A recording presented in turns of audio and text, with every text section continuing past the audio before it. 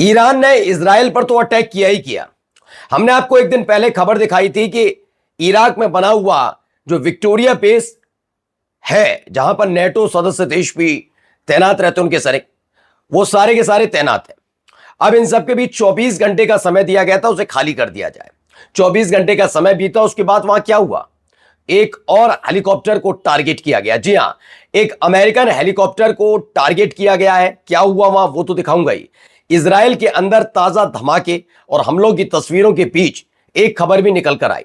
चूंकि सीजफायर की बात सबसे पहले डोनाल्ड ट्रंप की तरफ से निकली थी, जिसे ईरान ने ठुकराया था, लेकिन अब खबर है कि ईरान कह रहा है ठीक है, आप कह रहे हो सीजफायर करते हैं, लेकिन सीजफायर की जो शर्तें ईरान ने अमेरिका के सामने रखी हैं, क्या वो मानेगा अमेरिका? क्योंकि सूत्रों के हवाले से खबर निकल कर आई है कि एक के बाद एक जो मैं आपको दिखाऊंगा शर्तें, वो शर्तें पढ़ने के बाद पेंटागन के बड़े बड़े अधिकारी, खुद डोनाल्ड ट्रंप, जेडी वेंस सब उछल पड़े। नमस्कार, मैं हूं प्रज्वल गौतम और आप देख रहे हैं खबर चौक। सबसे पहले जरा ये खबर देखिए, कैसे एक और हेलीकॉप्टर को टारगेट किया जाता। पूरी ये वीडियो है, ये देखिए। ये कोई ड्रोन है, उसके जरिए ये बकायदा लगा हुआ वहां पर रडार सिस्टम, जिसके जरिए कम से कम ये पता किया जाता है कोई जेट, कोई मिसाइल या कोई ड्रोन तो नहीं आ रहा, लेकिन वो काम कितने अच्छे तरीके से कर रहा है आप अंदाजा लगा सकते हैं।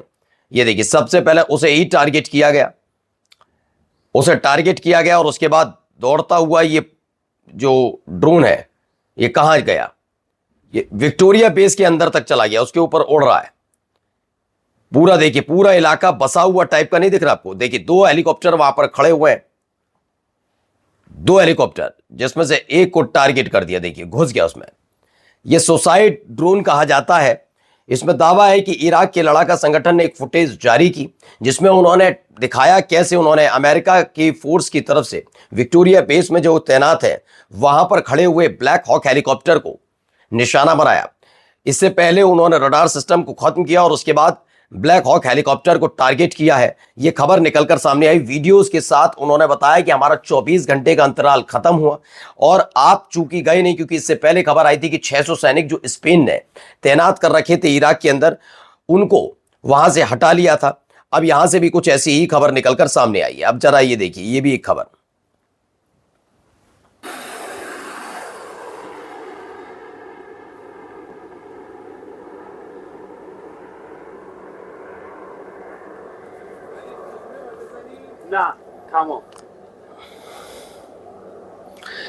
तो इजराइल पर हुए हमले की यह पहली तस्वीर है। इराक पर माफी चाहेंगे, कैसे अमेरिकी सैनिकों को निशाना बनाया जा रहा है। इससे पहले हेलीकॉप्टर वाला मैंने आपको दिखाई दिया।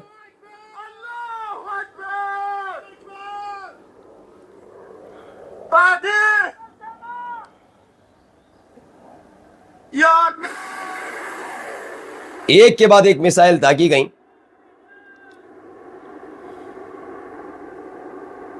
एक तरफ इराक के लड़ाके संगठन ने वहां अटैक किया और यहां पर भी एक अटैक हुआ है।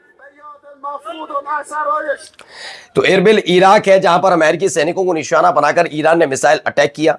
रिपोर्ट्स के मुताबिक ईरान ने एरबिल में अमेरिकी ठिकानों और सैनिकों पर मिसाइलें दागी। पहले भी एरबिल क्षेत्र में अमेरिकी ठिकानों, कॉन्सुलेट को मिसाइल और ड्रोन से निशाना बनाया गया था। इस बार भी कुछ ऐसे ही अटैक किया गया। एक के बाद एक अटैक की तस्वीरें निकल कर आई। यानी सोचिए, एक तरफ इराक का लड़ाका संगठन, उसने विक्टोरिया एयरबेस पर पहले रडार सिस्टम और उसके बाद अमेरिका के ब्लैक हॉक हेलीकॉप्टर को निशाना बनाया। तो वहीं ईरान ने भी एक के बाद एक मिसाइलें दागी हैं अमेरिकी सैनिकों की तरफ। आइए अगली खबर जरा देखिए, इजराइल में क्या हो रहा है। इजराइल के हालात जरा देखते चलिए। सब कुछ शांत सा नजर आएगा, अचानक से कुछ होगा। देखिए, ये देखिए, गाड़ी कितने ऊपर उछलती है और नीचे आकर गिर जाती है।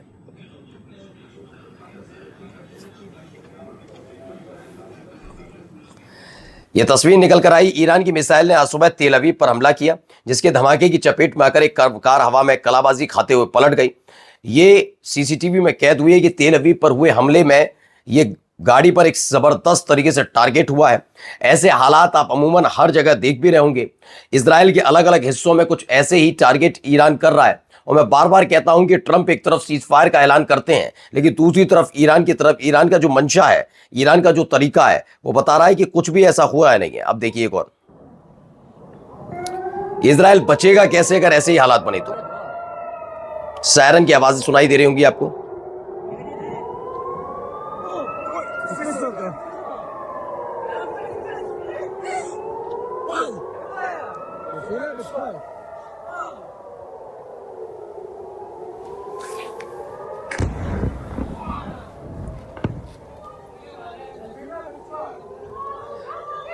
वहां जो एयर डिफेंस सिस्टम लगा हुआ है वो कैसे काम कर रहा है समझ सकते हैं। ईरानी मिसाइल ने इजराइल के सफेद इलाके में हिट किया। एयर डिफेंस फेल होने का विजुअल सामने आया कि कैसे वहां एयर डिफेंस सिस्टम फेल होता हुआ नजर आता है और वो मिसाइल वहां जाकर हिट करती है जहां उसने टारगेट सेट कर रखा होता है। ऐसा नहीं है कि इंटरसेप्टर नहीं निकला या इंटरसेप्टर ने रोकने की कोशिश नहीं की, लेकिन वो इस तरीके से फेल हुआ कि मिसाइल को वो टारगेट ही नहीं कर पाया और मिसाइल अपने टारगेट तक पहुंची और वो दूसरी जगह जाकर गिर जाता है।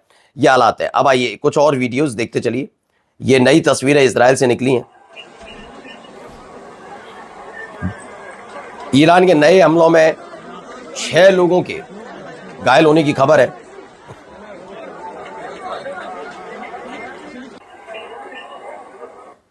एक और तस्वीर देखते चलिए। ये एक तस्वीर है, ये भी देखिए।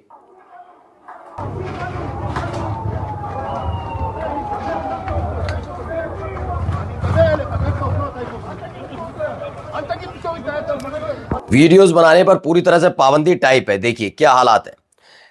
तेल अवीव में यह बड़ा हमला हुआ है। तेल अवीव में हमले होने की वजह से कहा जा रहा है कि 6 लोग घायल हैं फिलहाल, लेकिन यहां पर कैजुअल्टीज की भी खबर निकल कर आई थी कि यहां कैजुअल्टीज हुई है।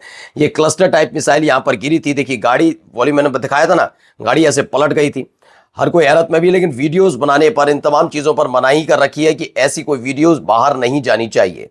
और इन हमलों की वजह से इजरायली कितने परेशान है इस तस्वीर से समझिए।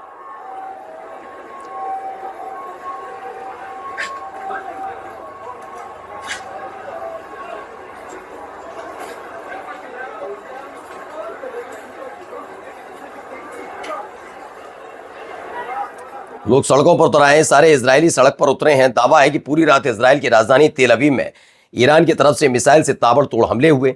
पूरे इलाके में अफरा तफरी का माहौल बना रहा और इन सब के बीच ईरान के हो रहे हमलों, ईरान की तरफ से हो रहे हमलों के बीच तेल अवीव में कुछ इस तरह से लोग सड़कों पर उतरे दहशत की वजह से।